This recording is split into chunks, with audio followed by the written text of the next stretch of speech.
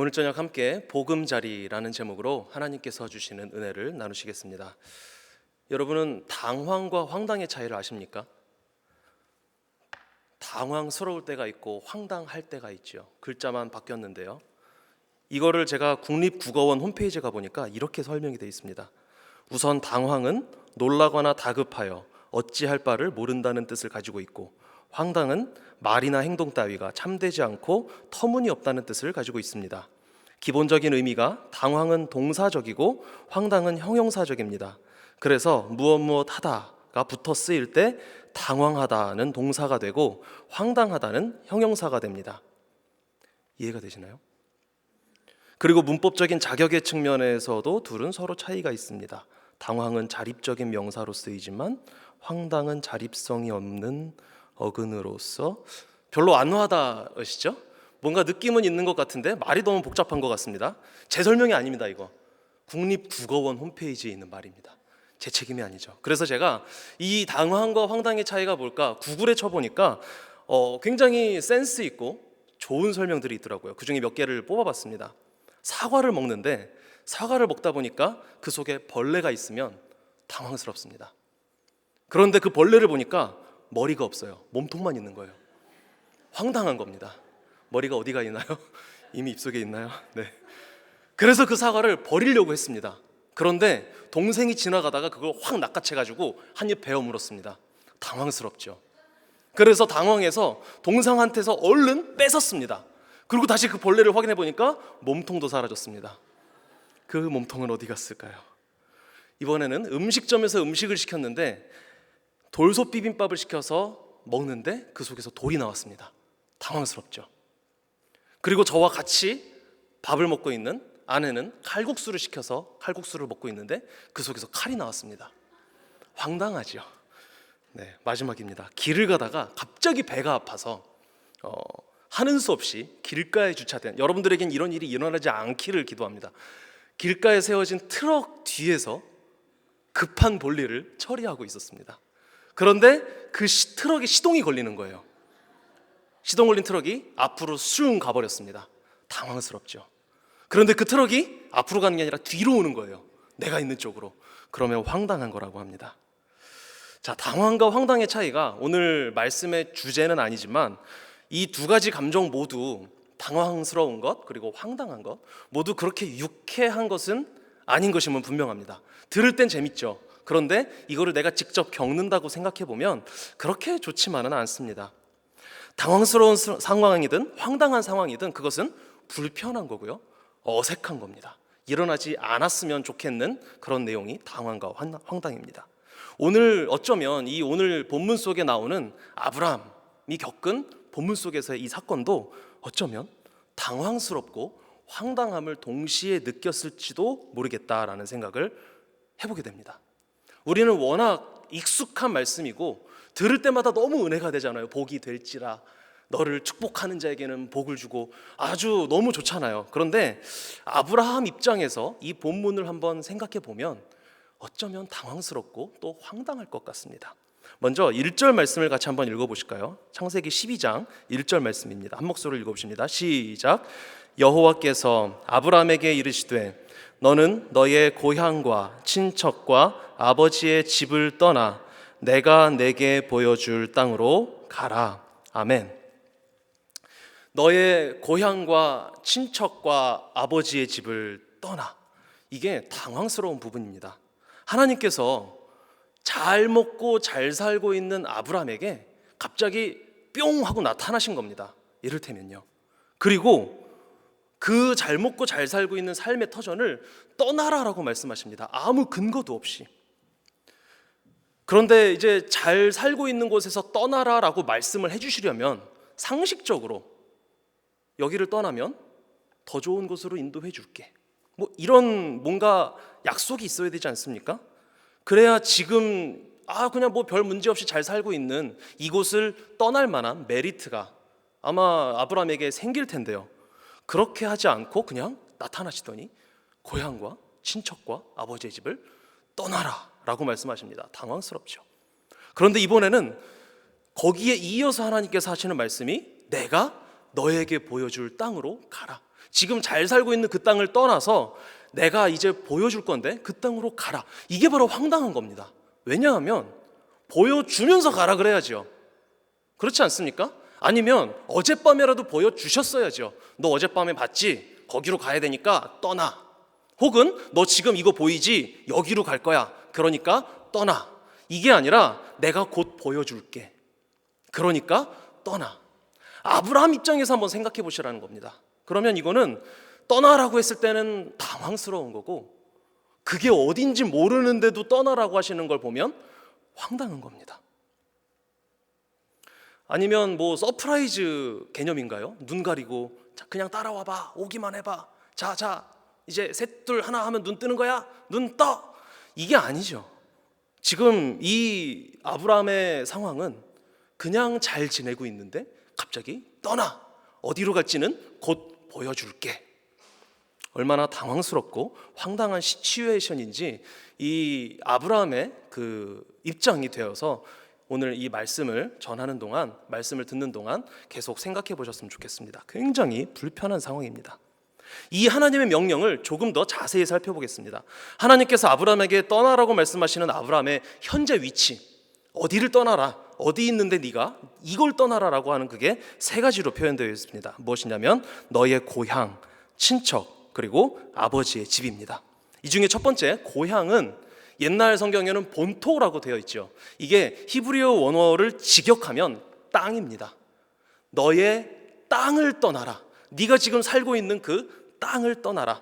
고향으로 번역하는 것도 나쁘지는 않지만 구약에서 하나님께서 자신의 백성들에게 무엇인가 복을 주겠다라고 약속을 하시고 미래에 대한 약속을 하실 때 땅이 계속 반복됩니다.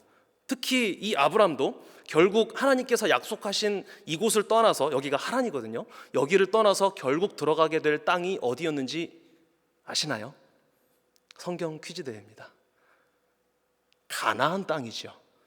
그래서 이 구약 성경은 가나안 땅을 기준으로 그 땅으로 향하여 가고, 그곳에 가서 정복하고, 그곳에서 쫓겨나고, 언제 다시 그 땅으로 들어갈 수 있을지 기대하며 회개하며 나아가는 그러한 내용이 구약 성경 전체의 흐름입니다. 더군다나 지금도 그렇지만 고대 사회에서는 더더욱 땅이 부의 척도로서 아주 중요한 역할을 했습니다. 지금은 부동산 자체가 유일한 자산은 아니죠. 화폐라는 것도 있고 또 뭐 비트코인 이런 것도 있고, 혹은 우리가 가지고 있는 물건들, 명품 어떤 뭐 제품이라든가 무엇으로 우리의 신분과 지위와 부의 상태를 이렇게 드러낼 수 있습니다. 표현할 수 있습니다. 그러나 과거에는 그러한 물자나 화폐 개념 자체가 희박했고 거의 없었기 때문에 땅밖에 없었습니다. 한 사람의, 한 가문의, 한 집안의, 혹은 한 국가의 재력 혹은 힘을 과시하기 위해서는요.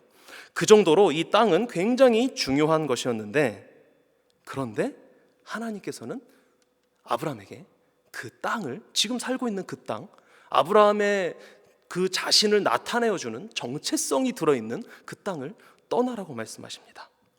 한때 유명했던 야베스의 기도에서도 하나님께 야베스가 지역을 넓혀 주십시오라고 기도했던 것을 여러분들이 아마 기억하실 겁니다. 역대상 4장 10절 말씀입니다.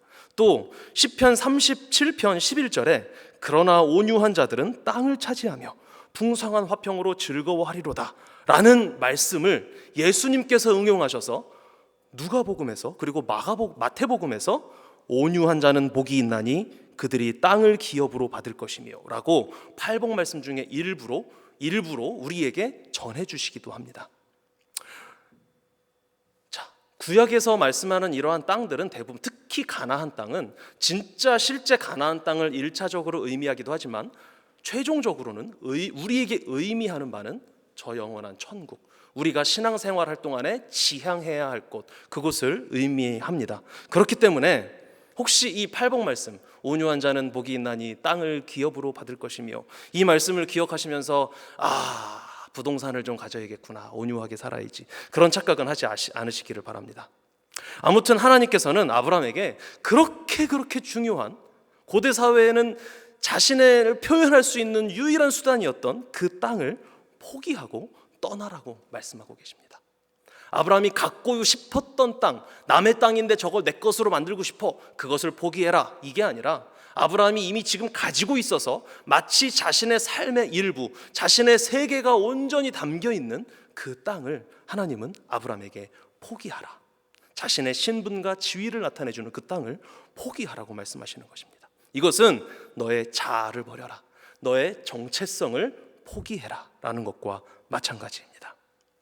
두 번째로 하나님께서 아브라함에게 포기하라고 말씀하신 것은 친척입니다. 이 친척도 마찬가지로 우리말로는 친척이라고 번역되어 있고 영어로는 relative라고 번역이 되어 있는데, 이것을 히브리어에서 직접 번역하면 사람들입니다. 사람들, 그냥 사람들. 그런데 여기에 한글 성경에는 그냥 너의 고향과 친척과 아버지의 집이라고 되어 있지만, 너의 고향과 너의 땅과 너의 사람들을 떠나라 라고 말씀되어 있습니다. 아시는 분은 아시겠지만 고대 사회는 씨족 사회였죠. 혈연 사회였습니다. 한 국가는 한 가문으로 이루어져서 그 가문 내에서 결혼도 하고 그 안에서 아이도 낳고 그렇게 해서 번성해 나가는 것이 고대 사회가 처음 공동체를 이루고 국가를 이루게 된 방식이었습니다. 이것은 아브라함의 가문도 마찬가지였습니다. 첫 번째로 말한 이 너의 땅, 여기서 함께 사는 모든 사람이 너의 사람, 결국은 친척이 틀린 번역도 아닌 것이죠. 어쨌든 이 너의 사람들은, 아브라함과 함께 살았던 친척들, 부족들, 그 사람들은 아브라함을 보호해주고 방어해줄 수 있는 보호막이었습니다. 함께 힘을 합쳐서 외부의 위협으로부터, 다른 부족이 쳐들어오면 힘써서 힘을 합쳐서 싸워야 했고요, 맹수가 공격을 해오면 또 힘을 합쳐서 물리쳐야 했습니다. 자신을 보호하고 보호해주는 대상, 내가 의지해야 할 대상, 그 대상을 하나님께서 아브라함에게 떠나라라고 말씀하십니다. 포기하라고 말씀하십니다. 인위적인 보호막을 제거하라고 말씀하시는 겁니다. 이것 또한 나의 나됨을 지켜주는 것이죠. 나의 자아를 지켜주는 것이죠. 나의 정체성을 보호해주는 것이죠. 그 장치를 없애라고 지금 하나님께서 말씀하고 계신 겁니다. 다시 말하면 땅의 경우와 마찬가지로 너의 정체성을 포기해라, 너의 자아를 내려놓아라 라고 하나님께서 지금 말씀하십니다. 세 번째로 포기해야 하는 것은 아버지의 집입니다. 이것은 그대로 너의 아버지의 집이라고 표현할 수 있는데, 집주인이신 아버지의 아들로서, 아브라함의 아버지의 이름은 데라였지요. 데라의 집, 그곳을 떠나라. 아들로서의 권리가 있는 그곳을 떠나라. 권리를 포기하라는 것입니다. 삶의 주권을 내려놓으라는 것입니다. 이것도 또한 자아를 포기하고 정체성을 포기하라는 것입니다. 이 세 가지를 포기하라는 것이 하나님께서 아브라함에게 말씀하신 당황스럽고 또 황당하고 불편한 명령이었습니다. 너의 땅, 너의 사람들, 그리고 너의 아버지의 집. 너의 땅은 뭐죠? 영토. 너의 사람들은 뭐죠? 국민. 너의 아버지의 집은 주권. 국민, 영토, 주권, 국가의 3요소이기도 하죠. 물론 이 개념 자체는 현대 국가에서 따온 것이기는 하지만 그 당시도 아브라함의 씨족 사회, 부족 사회가 하나의 국가로서의 기능을 역할했다는 것을 생각한다면, 아브라함에게 너의 국가를 떠나라, 너의 세계관을 포기해라, 너의 정체성을 포기해라 라고 말씀하신 것이 되는 것입니다. 자신만의 그 편안한 세상을 포기하라고 하신 그 하나님의 명령은 자신의 인생 전체를 완전히 포기해버리고 지금까지 쌓아놓았던 것을 완전히 허물어뜨리고 완전히 새로 시작해라 라고 하시는 당황스러운 명령이었던 것입니다. 아시다시피 이 장면은 하나님께서 아브라함을 처음으로 부르시는 장면입니다. 아브라함의 신앙의 여정이 바로 여기서 시작되었습니다. 창세기 12장이죠. 그리고 이 여정은 그가 죽을 때까지 끝나지 않았습니다. 믿음의 조상으로서 아브라함은 믿음으로 이 여정을 시작했습니다. 그리고 이 여정은 그 아들 이삭이 이어받았고, 또 그 아들 해서 예수님을 거쳐서 오늘날 그 예수님을 믿는 저와 여러분이 아브라함의 영적인 후손으로서 이 여정을 이어받아서 살아가고 있는 중인 줄 믿습니다. 그렇기 때문에 하나님께서 명령하신, 아브라함에게 명령하신 이 당황스러운 명령은 아브라함에게만 적용되는 것이 아니라 저와 여러분에게도 그대로 적용되고 있습니다. 그 명령은 너의 고향과 친척과 아버지의 집을 떠나라. 풀어서 말씀하자면 너는 너의 땅과 너의 사람들과 너의 아버지의 집을 떠나라.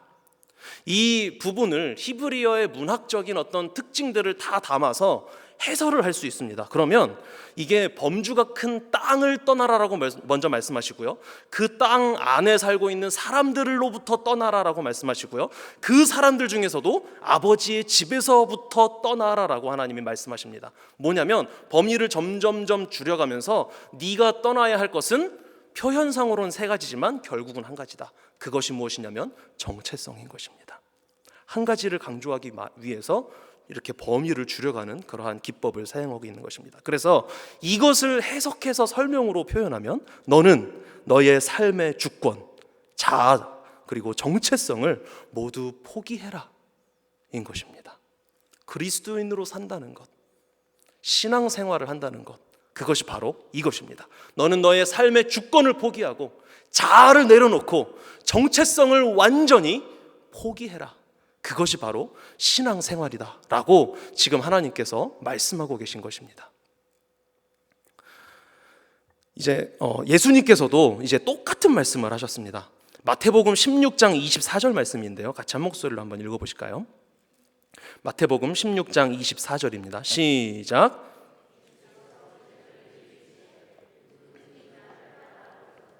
자기를 부인하고 자기 십자가를 지고 나를 따를 것이니라. 아멘. 이것은 마음 먹으면 누구나 다 할 수 있는 그런 종류의 명령이 아닙니다. 하나님께서 선물로 주신 믿음을 가지고 있는 사람만, 그런 사람들조차도 그냥 하면 해낼 수 있는 일이 아니라 시도는 한번 해볼 수 있는 일입니다. 하지만 심지어 믿음이 있는 사람조차도 이 명령은 그 지켜내기가 결코 쉬운 일이 아닙니다. 믿음이 있더라도 여전히 죄성을 지니고 있고 그 죄성 때문에 연약함에 휩싸여 살아가는 저와 여러분과 같은 우리 죄인들은 자기를 부인하고 자기 십자가를 지고 예수님을 따라야 한다? 이것이 그렇게 쉬운 일은 아닙니다. 그러나 하나님께서 아브라함에게 명령하신 자아를 포기해라, 정체성을 내려놓고 리셋, 다시 시작해라, 그것과 예수님께서 제자들에게 그리고 저와 여러분에게 자기를 부인하고 자기 십자가를 지고 예수님을 따라라라고 말씀하시는 것은 같은 내용이라고 말할 수 있습니다. 이 자기를 부인하는 것에 대해서는 잠시 후에 다시 설명할 거고요. 하나님께서 아브라함에게 나타나셔서 이 말씀을 하신 것은, 떠나라라는 이 말씀, 이것은 물론 하나님 편에서 봤을 때는 창세전에 세워두신 계획이었죠. 하나님 입장에서는 계획된 행동이었습니다. 그러나 제가 서두에 강조했듯이 아브라함 입장에서는 어땠을까요? 굉장히 뜬금없는 일이었습니다. 아브라함이 성경에 어떻게 등장하는지 아십니까? 창세기, 이제 아브라함이 어떻게 등장하는지 보기 위해서 창세기 전체를 한번 1장부터 12장까지 쭉 내용을 대충 훑어보면 창세기 1장과 2장은 천지 창조죠. 그리고 3장은 타락 후에 에덴 동산에서 아담과 하와가 쫓겨나는 장면입니다. 4장은 가인과 아벨 사건이 나와 있고요. 5장에는 아담의 족보가 기록되어 있습니다. 그리고 6장은 죄가 이 땅에 가득해서 하나님이 노아를 선택하시고 방주를 만들게 하시는 내용이고, 7장과 8장은 그래서 그 대홍수, 9장은 홍수가 끝나고 하나님이 노아에게 무지개를 보여주시면서 물로 다시는 심판 안 한다 언약하셨고요, 약속하셨고, 10장은 노아의 족보를 보여주고 있습니다. 그리고 11장에는 바벨탑 사건이 나오고 그 이후에 노아의 아들 셈, 함, 야벳 3명 중에 셈의 족보를 기록해서 보여주고 있습니다. 여기서 아브람이라는 이 이름이 족보 끝부분에 등장하고요, 아브람의 아버지인 데라에 대해서 조금 더 그 집안이 어떤 집안이다라는 설명이 11장 끝부분에 나왔다가 이제 12장 1절로 넘어오는 겁니다. 12장에서 하나님이 아브라함에게 나타나셔서 다짜고짜 맞죠?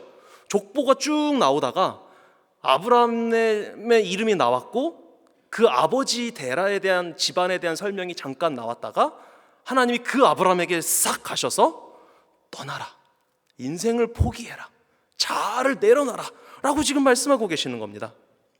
족보상으로 보면 아브람은 노아의 아들 셈의 후손이기는 했습니다. 그러나 하나님을 믿고 있지는 않았던 것이 거의 확실해 보입니다.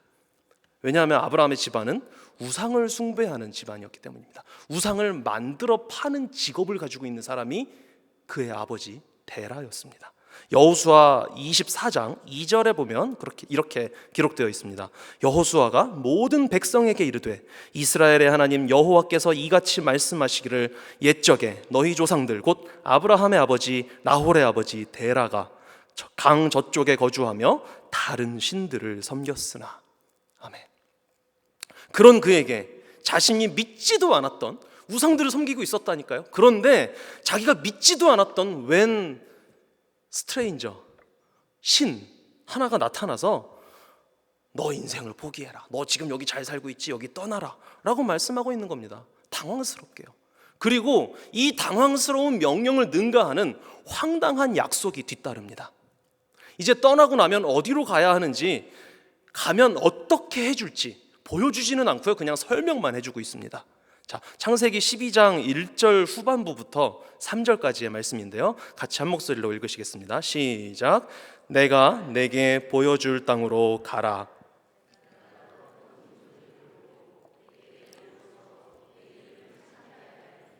너는 복이 될지라.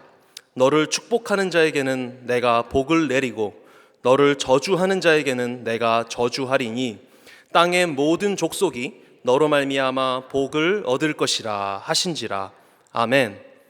우리는 이미, 저와 여러분은 감사하게도 이미 이 말씀의 의미를 알고 있습니다. 그래서 너무 은혜가 되는 말씀이에요. 와, 하나님이 땅을 보여주신다고 했구나, 큰 민족을 이룬다고 말씀하셨구나, 창대하게 하겠다고 말씀하셨구나, 그래서 하나님이 아브라함을 복으로 만드셨고 그 아브라함을 통해서 내가 예수 그리스도를 믿음으로 아브라함의 후손이 돼서 영원한 가나안 땅 천국에 들어갈 약속을 받았구나. 참 은혜롭잖아요. 그런데 당시 아브라함 입장에서도, 아직은 아브람이죠, 당시 아브람 입장에서도 정말 그렇게 들려졌을까요? 정말요? 위에서 언급한 것처럼 보여준 것도 아니고 보여주고 있는 중도 아니고 앞으로 보여줄 예정인 그곳으로 가라고 웬 처음 보는 신이 말하고 있습니다. 아브람 입장에서요.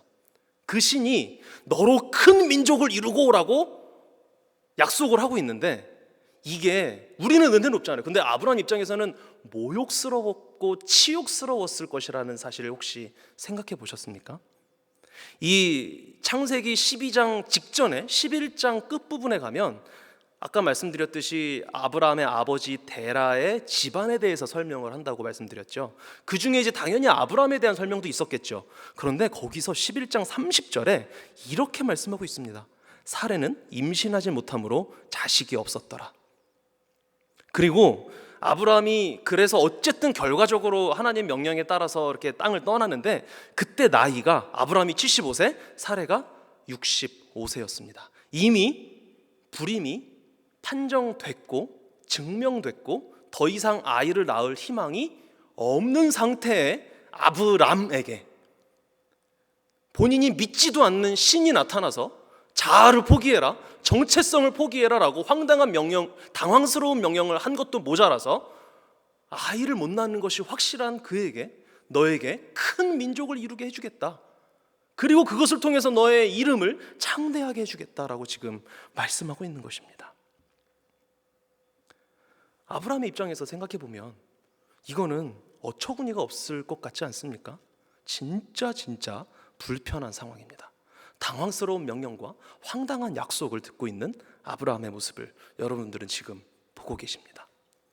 당황스럽고 황당함을 금치 못하는 이 불편한 상황, 불편한 현실, 모욕감과 치욕감까지 들었을 수도 있는 이 상황, 자아를 포기하라는 말도 모자라서 어쩌면은 평생 마음에 짐을 안고 있지 않았을까요? 아브라함은 자식을 가질 수 없다는. 그런데 그 치부까지 들춰내어 조롱하는 듯한 말까지 들었으니까 아브라함은 얼마나 불편했겠습니까?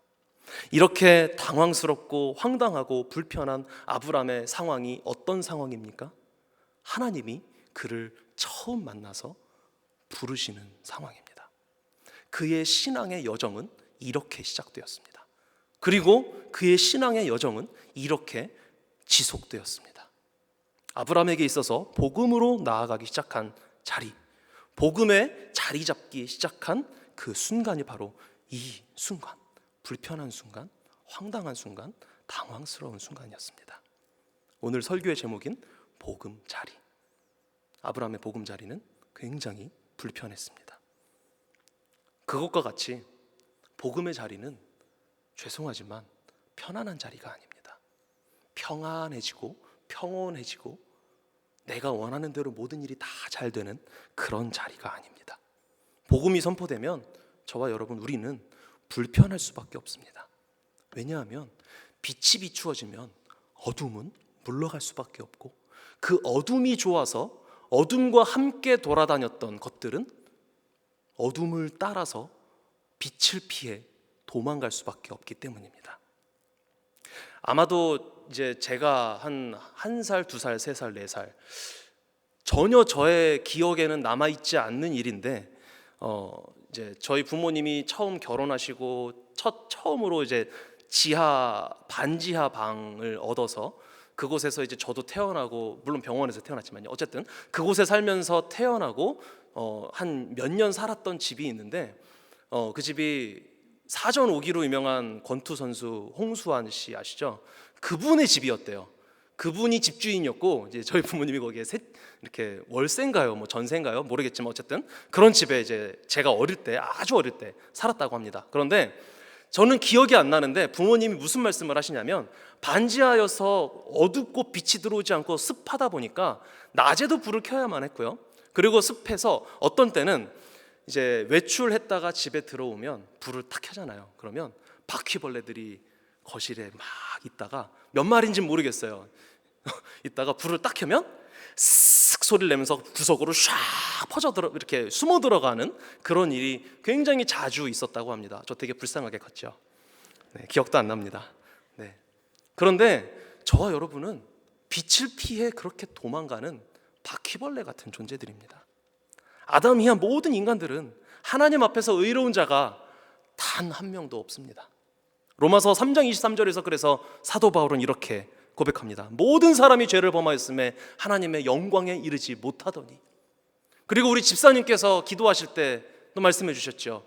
아주 기도가 로마서에서 고린도전서에서 요한복음에서 요한일서로 갔다가 아주 성경을 시편까지도 가고요, 신구약을 이렇게 확 훑는 아주 멋있는 기도였는데 로마서 7장을 인용하시지 않았습니까? 마음은 선을 행하고 싶으나 실제로 내가 행하는 것은 악이죠. 의도는 좋습니다. 하나님의 영광을 위해서 무엇을 하고 싶고 빛으로 가고 싶으나 실제로 내가 사는 삶은 어두움의 삶인 것입니다. 그래서 빛 자체이며 선 그 자체이신 하나님 앞에서는 숨을 수도 없는 것입니다. 바퀴벌레는 숨을 수라도 있죠. 형광등 빛을 피해서 싱크대 밑으로 들어가고 장롱 밑으로 들어가고, 너무 상상하지는 마십시오. 그러나 빛의 근원이신 하나님의 그 빛 앞에서는 저와 여러분은 바퀴벌레만도 못한 거죠. 그러면 왜냐하면 숨을 데가 없으니까요. 복음이 불편한 이유는, 복음이 불편할 수밖에 없는 이유는, 진짜 복음을 접했을 때 불편해야만 하는 이유가 바로 이것입니다.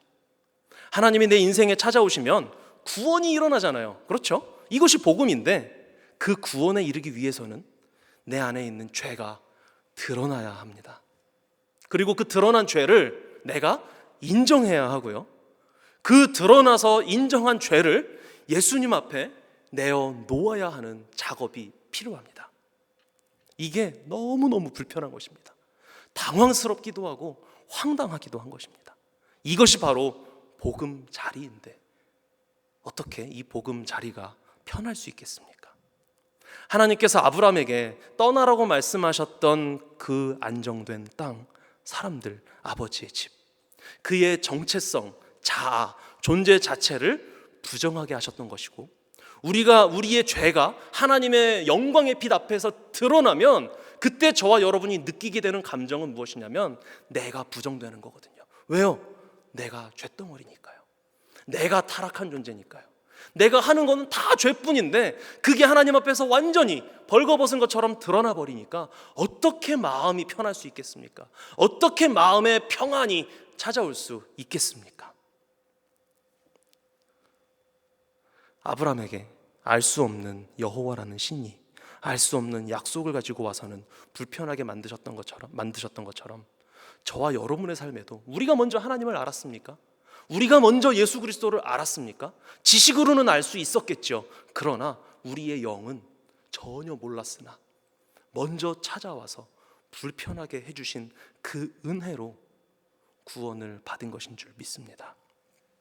마찬가지로 아브라함과 마찬가지로 하나님께서 저와 여러분 우리 각자에게 찾아오셔서 우리의 원래 안정된 보금자리, 그것이 바로 복음자리 말고요, 복음자리, 내가 원래 살고 있던 곳, 죄의 자리, 그곳을 아주 편하다고 돼지가 진흙탕에서 뒹굴면서 좋아하는 것처럼 좋다고 그 죄 가운데 뒹굴고 있는 저와 여러분을 굳이 불편하게 일어나 떠나 그 정체성을 부정시키고 계신 것입니다. 고향, 친척, 아버지의 집, 이것을 문자적으로 받아들일 필요는 없습니다. 가출하라는 의미가 아니죠. 출가하라는 의미는 더더욱 아닙니다. 큰일 납니다. 우리가 편안하게 느끼는 죄의 자리를 의미합니다. 그 자리를 떠나야 합니다. 그리고 그것은 우리의 자아를 의미하고 정체성을 의미합니다. 이것을 버려야 합니다. 아까 잠시 말씀드렸던 단어를 다시 사용하자면, 예수님이 사용하셨던 표현에 의하면 자기 부인이 반드시 되어야 한다는 것입니다. 예수님을 믿으려면 말입니다. 신앙생활을 하려면 말입니다. 예수님이 자신을 따르려면 자기를 부인해야 한다고 했던 그 상황이 어떤 상황인지 아십니까? 한번 그쪽 말씀을 읽어볼까요? 마태복음 16장 21절 22절 말씀입니다. 한 목소리로 읽으십니다. 시작.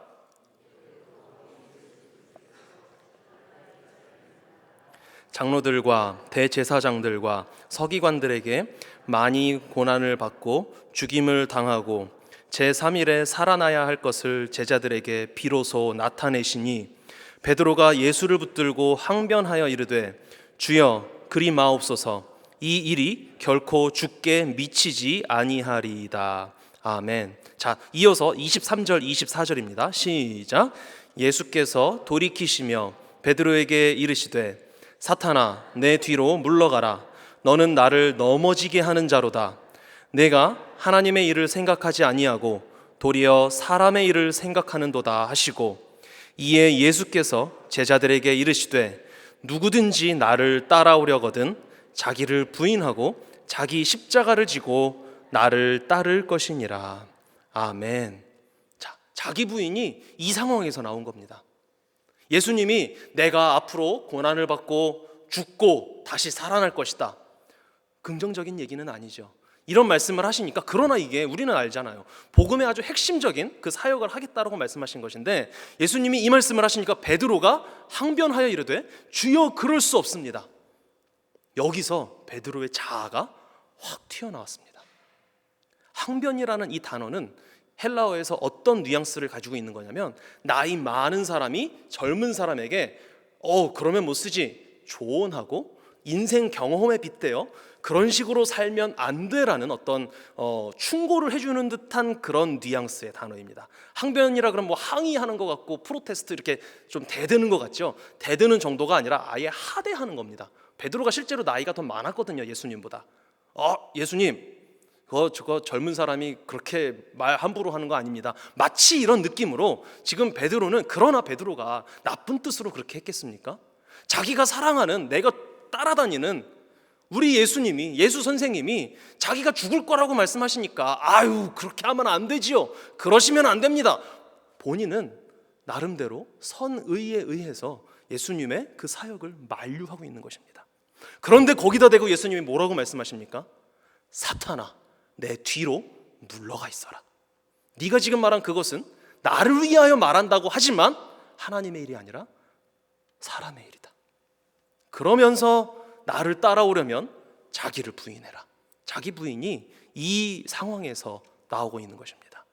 저와 여러분, 우리도 하나님의 일을 한다고 하고 영적인 일을 한다고 하고 교회를 섬긴다고 하고 하나님의 나라의 확장에 기여한다고 하지만 그것이 정말 하나님의 일일까요? 그런데 사실은 이게 하나님의 일인지 아닌지가 중요한 것은 아닙니다. 왠지 아세요? 우리가 아무리 일을 열심히 한들 하나님이 역사하지 않으시면 그 일은 하나님의 일이 아닌 게 될 수 있습니다. 우리가 좀 부족하더라도 하나님께서 역사하시면 그 일은 하나님의 일이 될 수 있습니다.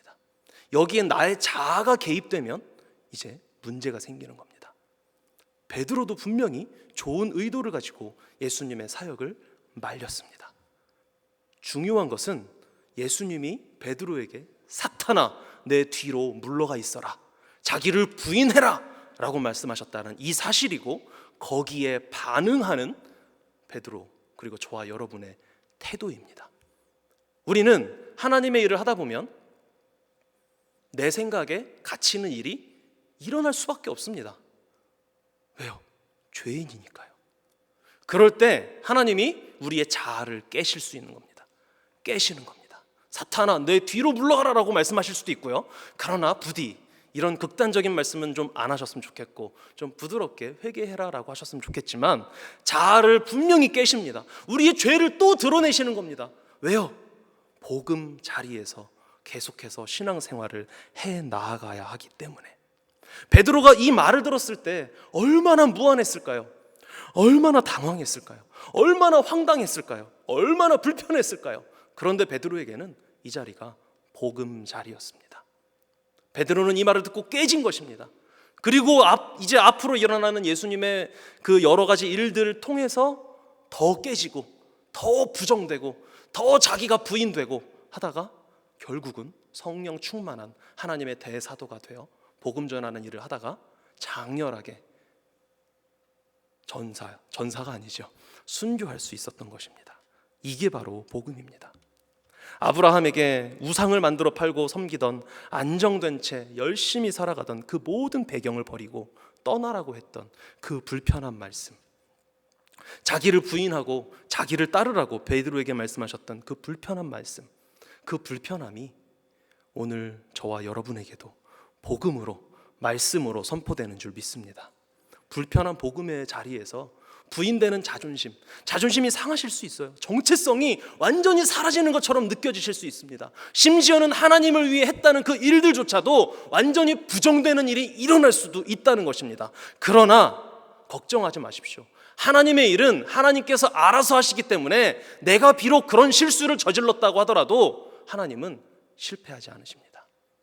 그리고 하나님의 관심은 그 일뿐만 아니라 하나님의 아들인, 하나님의 딸인 나 자신이 그렇게 복음 앞에서 부정되는 자아를 통하여 다시 한번 예수 그리스도를 붙잡고 복음 자리에서 십자가 붙잡고 일어나는 것이 하나님의 가장 큰 관심사라는 것을 기억하시기를 간절히 부탁드립니다. 과격하게 말씀드리자면, 말씀을 듣고도, 복음을 듣고도 마음에 불편함이 느껴지지 않으면 두 가지 중에 하나입니다. 선포된 그 말씀이 복음을 충분히 반영하고 있지 않거나, 아니면 아직도 내 마음이 너무 강팍해서 그 복음을 제대로 이해조차 하지 못하고 있거나. 우리는 죄인입니다. 너무 상투적입니까? 많이 들어서 익숙해서 이제 자극이 안 되십니까? 자기를 부인하셔야 합니다. 너무 모호합니까? 자기 부인이 뭐지? 하는 의문이 드십니까?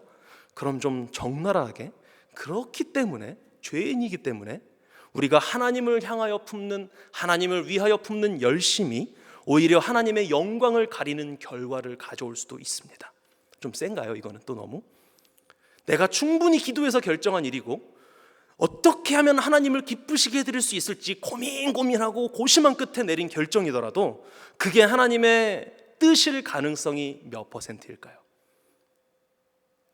50%입니다. 하나님의 뜻이거나 아니거나. 기도를 정말 많이 하고 어떤 일을 정말 어렵게 신중하게 하기로 결정했습니다. 그 일이 하나님의 뜻일 가능성이 몇 %일까요? 기도를 정말 많이 했어요. 그 누구도 더 이상 할 수 없을 정도로 아주 많이 했어요. 자, 이 일이 하나님의 일일 가능성은 몇 %일까요? 50%입니다. 51%도 아니고요, 49%도 아닙니다. 50대 50입니다. 하나님의 일일 수도 있고 아닐 수도 있는 것입니다. 기도하면 그 가능성이 조금 더 높아지지 않을까요? 아닙니다. 왜냐하면 우리는 죄인이기 때문에요. 그렇다고 그럼 기도는 조금만 해도 되지, 어차피 50대 50인데 뭐 기도를 안 해도 되겠네, 어차피 50대 50 하나님이 알아서 하시는데, 혹시 이렇게 생각하십니까? 이것도 굉장히 교만한 자아가 발동된 것입니다. 이것조차도 내려놓고 복음으로 깨져야 합니다. 당연히 하나님의 뜻을 알기 위해서는 열심히 기도해야 합니다. 그러나 나의 그 기도 자체에 어떤 힘과 능력이 있어서 나를 하나님께로 가까이 이끌고 가는 것이 아니라는 말씀입니다. 하나님이 나를 불쌍히 여기셔서 내 온 몸에 충만하게 적셔진 예수 그리스도의 보혈을 보고 나를 긍휼히 여겨주시는 것이지, 내 결정이 하나님의 뜻이든 아니든 그것을 통하여 하나님은 합력하여 선을 이루시는 것이기 때문에 내 자아가 어떻게 부정되든 나는 열심히 기도하며 하나님의 일을 최선을 다하여 하면 되는 것입니다. 말씀을 읽고 듣고 묵상할 때 기존에 내가 알고 있던 것과 동일해서 그 말씀에 동의하는 차원에서 안도감이 들 수 있습니다. 그리고 마음이 평안해질 수 있습니다. 이런 일 일어납니다. 그동안 간과하고 있었던 부분, 아니면 혹은 잠시 잊고 있었던 부분, 이런 부분들이 다시금 생각나서 그것을 다시 깨닫는 기쁨, 와 너무 좋다, 이런 희열, 이것이 있을 수 있습니다. 당연한 것입니다. 그러나 이것과 함께 반드시 복음을 들으면 마음에 불편함이 생겨야만 합니다. 나의 자아가 무너지고 정체성이 흔들리고 때로는 자존심이 상할 수도 있습니다. 이런 큼지막한 것들이 아니더라도 최소한 나의 잘못된 생각, 나의 과거의 잘못이 문득 깨달아지고 생각나서 회개할 수밖에 없게 되어야 합니다. 그렇게 하여 의지하리는 오직 예수 그리스도밖에 없다는 사실이 복음을 접할 때마다 깨달아지고 믿어져야 하는 것입니다. 그것이 복음 자리에서 신앙생활하는 저와 여러분의 여정인 줄 믿습니다. 사람이 이 복음 자리로 인도되었을 때 반응을 간단하게 살펴보고 말씀을 마무리하겠습니다. 당황스럽고 황당하기 그지없는 이 복음에 대한 아브라함의 반응은 이번에는 어이가 없습니다. 아브라함의 반응이 어떠냐면 창세기 12장 4절입니다. 12장 4절에서 이렇게 말씀합니다. 이에 아브라함이 여호와의 말씀을 따라갔고 롯도 그와 함께 갔으며 아브라함이 하란을 떠날 때에 75세였더라. 아멘. 지금까지 제가 당황스럽고 황당하고 불편한 명령이라고 말씀드렸는데 이것을 그냥 믿고 따라가 버린 겁니다. 아브라함의 반응이 그래요. 자기가 부정당했어요. 정체성이 사라져버렸습니다. 그런데 그것을 믿고 그냥 따라가 버린 것입니다.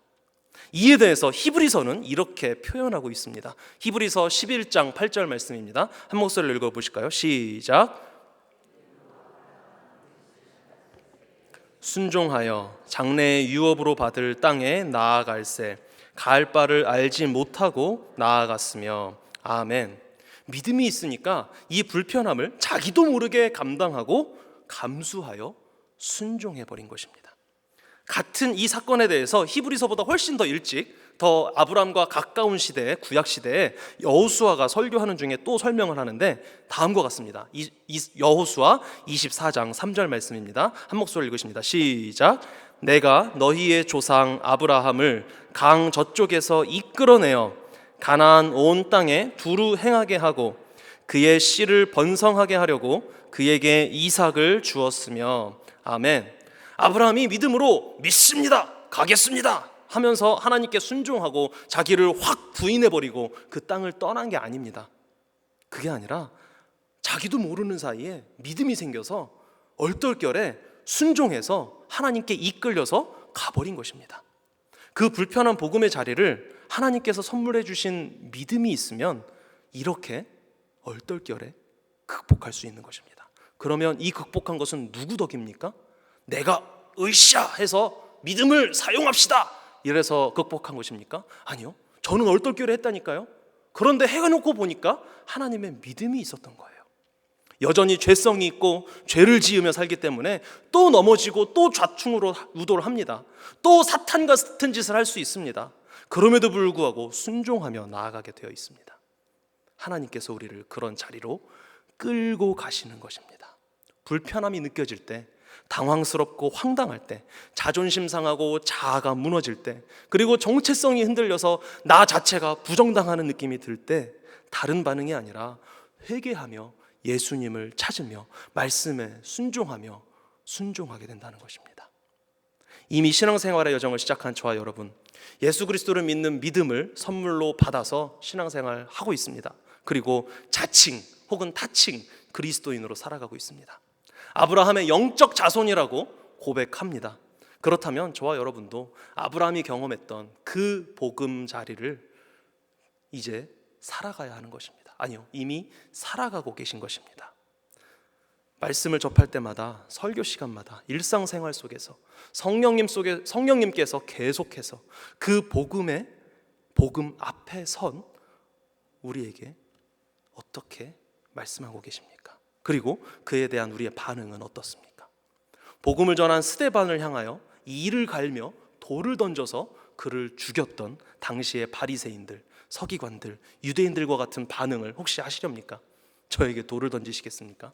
아니면 아브라함과 같이 믿음에 전적으로 이끌려서 순종되어지는 삶, 자아가 포기되는 삶, 정체성이 내려놓아지는 삶을 살아가시겠습니까? 아니면 애써 모른 척하고 회피하고 무시하고 아무렇지도 않은 척하면서 살아가시겠습니까? 베드로와 같은 인간적인 열심을 내지 맙시다, 인간적인 열심을 부려봤자 복음에 역행합니다 라고는 할 수 없습니다. 베드로처럼 실수하며 살아갈 수밖에 없는 것입니다.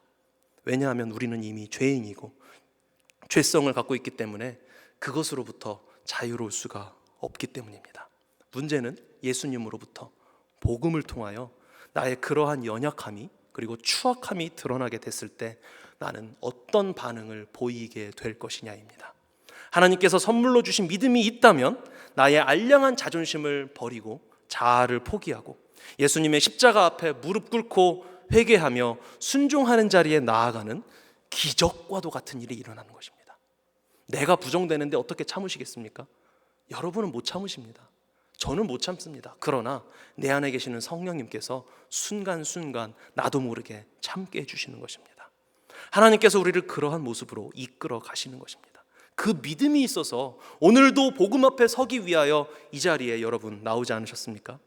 많은 경우에는 사실 우리는 회피하고 싶어 합니다. 외면하고 싶어 하기도 합니다. 그러나 성령님은 끊임없이 우리에게 복음을 던져주십니다. 그리고 우리를 복음 앞으로, 복음 자리로 끌고 가십니다. 그 와중에 하나님께서 우리에게 믿음을 주셔서 하나님이 주신 그 믿음에 이끌려 자아를 부정하게 되고 정체성을 내려놓게 되는 것입니다. 오늘 이 말씀을 통해서도 여러분 마음속에 불편함이 생겨났기를 간절히 바랍니다. 내가 복음 자리에 있다는 사실을 혹시 애써 외면한 적이 있지는 않으십니까? 내가 하나님의 뜻을 분별해내는데 실패했다고, 지금도 실패하고 있다고, 앞으로도 실패할 수밖에 없다고 인정하기가 어려우십니까? 회개할 것이 생각나는데도 자꾸만 자기 합리화의 유혹에 빠져서 환경 탓하고 남 탓하면서 하나님 앞에 제가 잘못했습니다, 제가 죄인입니다, 이 진심 어린 고백을 하기를 거부하고 계십니까? 지금이 주님께서 주시는 또 다른 기회입니다. 복음 자리에서 믿음으로 제대로 반응할 수 있는 기회 말입니다. 믿음을 선물로 받으신 분들은 혹시 복음으로 여러분을 또 불편하게 만드는 제가 미워질 수도 있겠지만 그보다도 하나님 앞에 회개하고 다시 예수님을 찾는 순종의 마음이 더 크게 되시리라 믿습니다. 복음의 자리는 불편한 자리입니다. 이 불편함을 믿음으로 감수하여 나의 연약함과 죄악됨을 회개함으로 오늘도 우리의 유일한 구원자 되신 예수 그리스도만을 의지하기로 소원하며 살아가는 저와 여러분 우리 모두가 되기를 간절히 소원합니다. 우리 시간 함께 찬양하시겠습니다.